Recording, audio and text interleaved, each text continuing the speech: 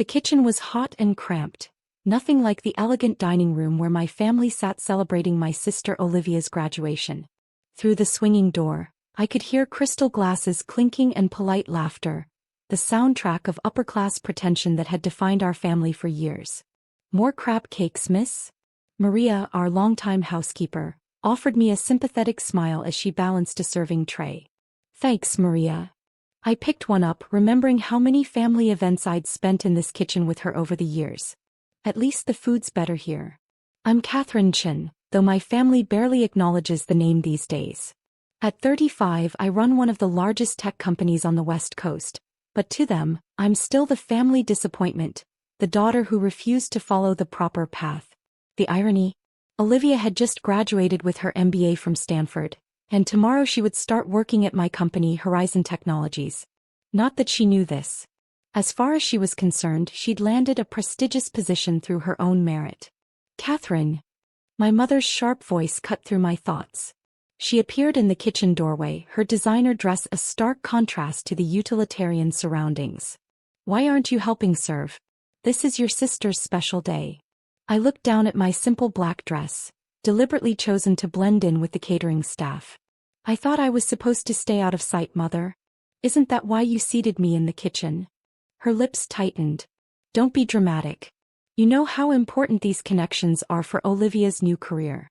We can't have you embarrassing her by talking about your little internet business." Little internet business. That's what they called Horizon Technologies, a company valued at over $4 billion. I had to admire their commitment to denial. "Of course, Mother." I picked up a tray of champagne flutes. "Wouldn't want to embarrass anyone." She stopped me before I could pass. "And Catherine, Mr. Harrison from Goldman Sachs is here. Don't mention that unfortunate incident from last year." Ah yes, the unfortunate incident where I had turned down Goldman's acquisition offer for Horizon. Mr. Harrison had been quite upset to learn that a woman he'd dismissed as a small-time entrepreneur had the power to reject his $2 billion proposal. The dining room was a sea of expensive suits and designer dresses. My father held court at the head of the table, probably bragging about Olivia's perfect GPA and job prospects. Next to him, my sister preened in her new Chanel suit, basking in the attention. "Oh, Katie's doing her little computer thing," I overheard Olivia saying to someone. "You know how some people just never grow up? Still playing with websites in her 30s. I bit back a laugh. Tomorrow she'd be starting as a junior analyst at that little computer thing, though she'd applied through a subsidiary company name. "The help eats in the kitchen," Olivia smirked when she saw me approaching with the champagne tray. "Though I suppose that's appropriate for you, isn't it?" Our father chuckled indulgently. "Now Olivia, be nice to your sister. Someone has to serve the drinks." The guests laughed politely and I played my part, silently offering champagne while mentally reviewing tomorrow's orientation schedule. Olivia would be in for quite a surprise. "I just can't wait to start my new job," Olivia announced to the table. "Vice President of Operations at Nexus Dynamic. It's really one of the most innovative firms in Silicon Valley." I suppressed a smile. Nexus Dynamic was indeed one of the most innovative firms in Silicon Valley, mainly because it was a subsidiary of Horizon Technologies, created specifically to identify and recruit promising talent. Tomorrow, Olivia would learn that her vice president title was actually Junior Operations Analyst. The party continued, with me floating between the kitchen and dining room, serving drinks and collecting empty plates. Each time I passed, I caught snippets of conversation about Olivia's brilliant future. She'll be running the company in no time, following in her father's footsteps. Unlike some people who waste their potential. I checked my phone discreetly. A message from my COO. "Everything's set for tomorrow's orientation. You sure about this?" "Absolutely," I typed back. "Just make sure the cameras are rolling when she finds out." As I slipped my phone back into my pocket, I heard the doorbell ring. Right on time. Maria hurried to answer it, returning moments later with a tall, distinguished-looking man in an impeccable suit. Marcus Wong, my COO and longtime friend, who had insisted on witnessing this moment personally. "I apologize for the late arrival," he announced to the room. "I'm here to meet our newest employee." Olivia practically leaped from her chair.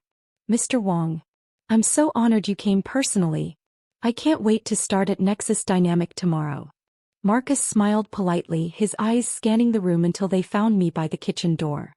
His eyebrows rose slightly at seeing me holding a serving tray. Madame Sue, he said clearly, offering a small bow in my direction. I didn't expect to find you serving drinks at your own sister's party. The room went silent. Every head turned toward me. Olivia's champagne glass froze halfway to her lips. And that's when everything started to unravel. The silence that followed Marcus's words was delicious. Crystal glasses stopped clinking mid-air. Forks paused halfway to mouths. My father's face turned an interesting shade of purple. What did you say? Olivia's voice came out as a whisper. Marcus raised an eyebrow, playing his part perfectly. I said, "Good evening, Madame C. Though I must admit, Catherine, I've never seen you serving drinks at a corporate function before." I carefully set down my serving tray. Well, Marcus, sometimes it's important to stay humble. Wouldn't you agree, Olivia? This is impossible, my father sputtered. Catherine runs a small internet company. Mr. Wong, there must be some mistake. Marcus pulled out his phone, displaying the latest Forbes article about Horizon Technologies. There I was on the cover in a power suit rather than the simple black dress I wore now. The headline read, Catherine Chin, the quietly building a tech empire. Small company? Marcus's voice dripped with amusement. Horizon Technologies is valued at $4.2 billion as of last week's market close. And Ms. Chin here isn't just the CEO, she's the founder and majority shareholder. The room erupted in chaos. Mr. Harrison from Goldman Sachs choked on his champagne. My mother collapsed into her chair, her perfectly manicured hand clutching her pearls. But it was Olivia's face I couldn't look away from, the slow dawning of horror as realization hit. Wait, she stammered. Nexus Dynamic. Is that a subsidiary of Horizon Technologies? I finished for her. Yes. Congratulations on your new position, by the way. Though I should mention, there seems to have been some confusion about your title. I pulled out an envelope from my bag and handed it to her. You'll be starting as a junior operations analyst tomorrow. Not vice president. We believe in earning our positions at Horizon. The color drained from her face as she read the official offer letter. Junior. But they told me. The recruiter informed you it was an entry-level position, Marcus clarified. You must have misheard. My father finally found his voice. Now see here, he thundered, trying to salvage his dignity. You can't treat your sister this way. We're family. I turned to face him, years of suppressed anger finally surfacing. Family? Is that what you call forcing me to eat in the kitchen? Making me serve drinks at my own sister's party? Dismissing my achievements for years. But your little website. My mother stammered. My little website processes over $50 billion in transactions annually, I said quietly. The company you've been mocking for years? It's now worth more than Dad's entire business empire. And tomorrow your precious Olivia will be starting at the bottom rung just like I did. Mr. Harrison cleared his throat. Catherine, about that acquisition offer last year. Still not interested, James. I cut him off. Though I must say your face when you realized who owned Horizon was priceless. The party was effectively over. Guests began making awkward excuses and hurrying out. My mother was still frozen in her chair, while my father's face had progressed from purple to an alarming shade of red. Maria appeared at my side with my coat. Your car is ready, Miss Chin, she said with a knowing smile. I'd arranged for her retirement package months ago, a thank you for all the years she'd been kind to the kitchen daughter. Catherine, wait, Olivia called out as I headed for the door. You can't just leave like this. We need to talk about my position. I turned back one last time. Your orientation starts at 8 a.m. sharp. Don't be late, we're very strict about punctuality at Horizon. Oh, and Olivia. I smiled sweetly. The analyst break room is next to the kitchen. I'm sure you'll feel right at home there. The next morning I arrived at Horizon headquarters early. The building, 50 stories of glass and steel in downtown San Francisco, was a far cry from our family's kitchen. I watched from my top-floor office as new employees filed in for orientation. Right at 8 a.m. Olivia appeared in the lobby, looking significantly less confident than she had at her party. Her Chanel suit seemed out of place among the casual tech workforce, I watched on the security feed as Marcus conducted the orientation. When he announced me as the CEO, showing my photo on the presentation screen, Olivia visibly flinched. Later that afternoon, my assistant buzzed me. "Your parents are here. They're quite insistent." I sighed. "Send them up." They entered my office like they were stepping into alien territory. My mother's eyes darted around the space, easily 3 times the size of our family living room, taking in the floor-to-ceiling windows, the modern art, the view of the bay. "Catherine," my father began, his voice straining for authority. "We need to discuss this situation." "Which situation would that be?" I asked calmly. "The one where you've spent years belittling my achievements? Or the one where your favorite daughter now works for your disappointment?" "Be reasonable," my mother pleaded. "Olivia can't start at entry level. What will people say?" I leaned back in my chair. "They'll say she's getting exactly what she earned, no more, no less. That's how my company works." "Your company," my father scoffed, but there was uncertainty in his voice now. "This is all smoke and mirrors. You couldn't possibly."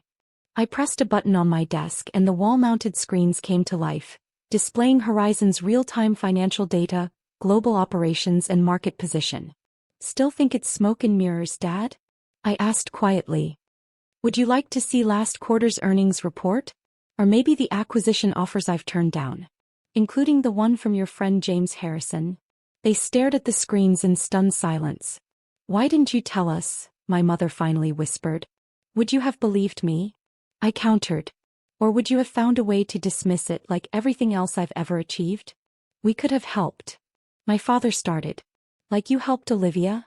I interrupted. "By inflating her ego until she thought an entry-level position was a vice presidency? That's not help, Dad. That's sabotage." A knock at the door interrupted us. Marcus entered, looking apologetic. "Sorry to interrupt, but we have the Beijing team waiting for the quarterly review." I stood up. "My parents were just leaving." "Catherine," my mother tried one last time. "We're still family." I looked at her steadily. "Yes, we are. And maybe now you'll finally understand what that should have meant all along." After they left, I sat in my office, looking out over the city I'd conquered while my family wasn't watching. My phone buzzed, a text from Maria. "Your sister's having lunch in the break room. She looks quite lost without her Chanel."